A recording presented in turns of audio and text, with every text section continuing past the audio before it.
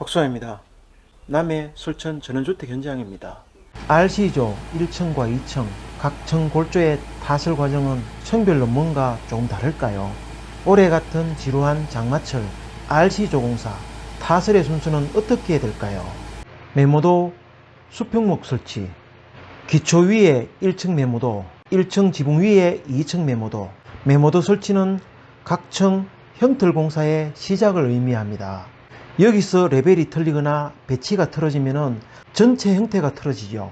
외벽, 외부 부집 부착 1층이든 2층이든 메모도 작업이 완료되면 외벽, 외부 부집 부착을 먼저 하게 됩니다. 외벽, 외부 쪽 부집을 설치하기 위해서 2층은 반드시 비계 공사를 먼저 해야 되지만은 1층은 비계 없이 설치하는 방법도 있습니다. 하나씩 둘러보겠습니다.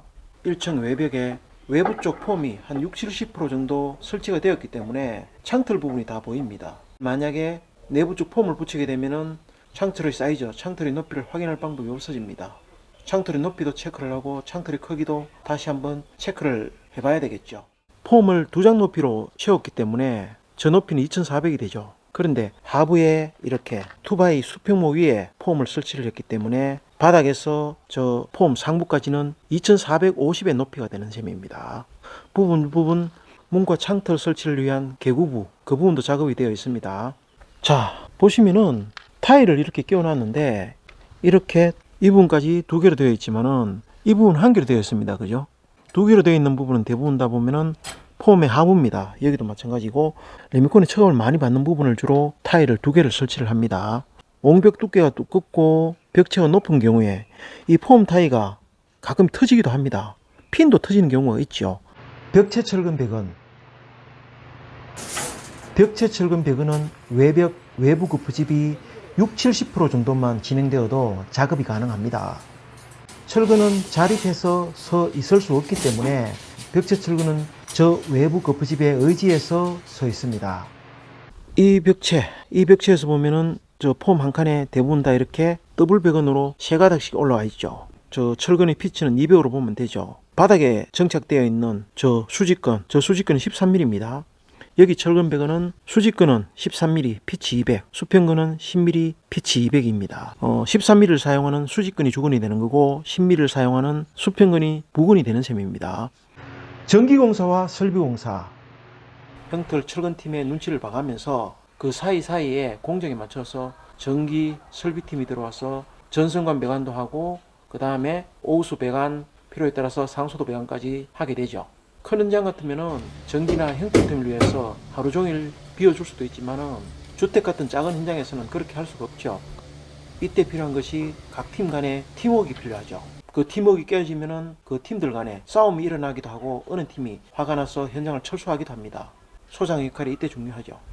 1, 2층 내부 부집 설치 이쪽 부분 보시면은 바닥까지 내려가는 발코니 창이 설치될 자리는 이 벽체 속에 창틀 설치를 위한 그 부집이 들어있다는 걸 금방 알 수 있습니다.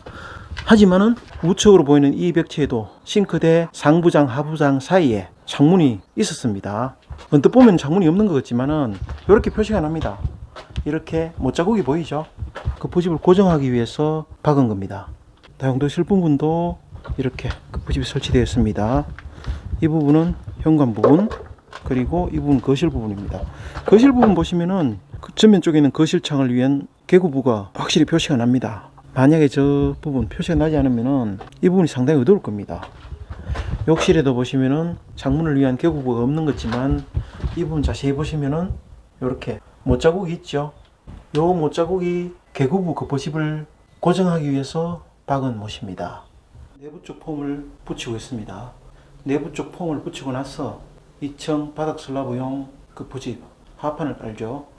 1, 2층 천정 상판 작업 1층 때는 장마 때문에 정말 개고생했는데 2층 때는 폭염 때문에 또다시 개고생을 했습니다. 폭우 때는 대기하다 지치고 폭염 때는 너무 더워서 작업 효율 때문에 또 지칩니다. 노가다 하는 입장에서는 장마 때는 돈을 못 벌어서 걱정되고 막상 비 그치고 나니까 폭염 때문에 돈이고 뭐고 다 귀찮아집니다. 어쨌든 1층 타설까지는 4주, 2층 타설까지는 2주 이렇게 걸렸습니다. 그러면은 1층과 2층 결정적 차이는 무엇이 있을까요? 1층은 타설로 경화하는 동안 2층의 하중과 충격을 견뎌내야 됩니다. 반면에 2층은 타설 이후에 상부 하중도 없고 외부 작업 충격도 없지요. 경화에만 집중하면 되는데 오히려 마감 작업 때문에 또 시간이 쫓깁니다.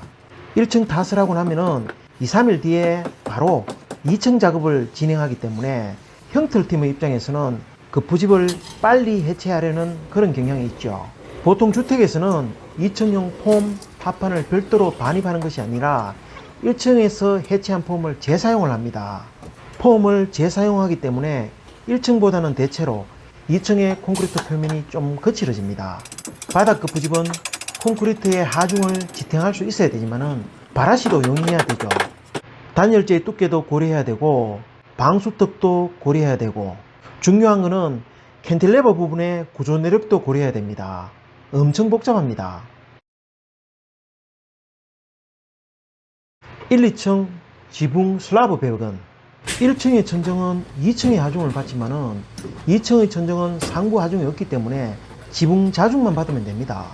그래서 우리 현장에서는 1층 천정 슬라브는 두께 200mm, 2층 지붕 슬라브는 두께 150mm입니다.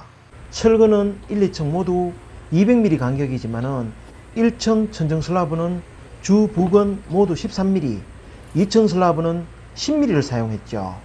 상판 작업이 끝나고 나면은 철근이 들어오고 철근이 완료되면은 눈치 봐가면서 전등 배관용 전기 작업이 진행이 됩니다. 공정상 반복되는 같은 과정 같지만은 따져보면은 조금의 차이가 있습니다. 계략 1층보다는 2층의 물량이 조금 줄어들지요. 타설 높이만 찍으면은 타설 준비가 완료됩니다. 제 같은 경우에는 새벽에 나와서 레이저 레벨기로 타설 높이를 찍는 경우가 많죠. 한층 타설을 하기 위해서는 일은 항상 이렇게 진행이 됩니다. 외벽에 외부 쪽 폼을 먼저 설치를 하고 그 다음에 철근팀이 들어와서 벽체 철근 배관을 하고 다시 형틀팀이 들어와서 내부 쪽 벽체에 폼을 설치를 합니다. 물론 내벽의 폼도 그때 같이 설치를 하죠. 그리고 그 이후에 2층 바닥 슬라브 타설을 위한 합판을 깔죠. 그리고 다시 철근팀이 들어와서 2층 바닥 슬라브에 철근 배관을 하게 되는 겁니다. 한층 타설을 위해서는 형틀팀과 철근팀이 번갈아서 들어오면서 작업을 합니다. 타설 준비가 완료되었습니다. 그래도 타설 전 아침에 우리 직영팀이 할 일은 분명히 있을 겁니다.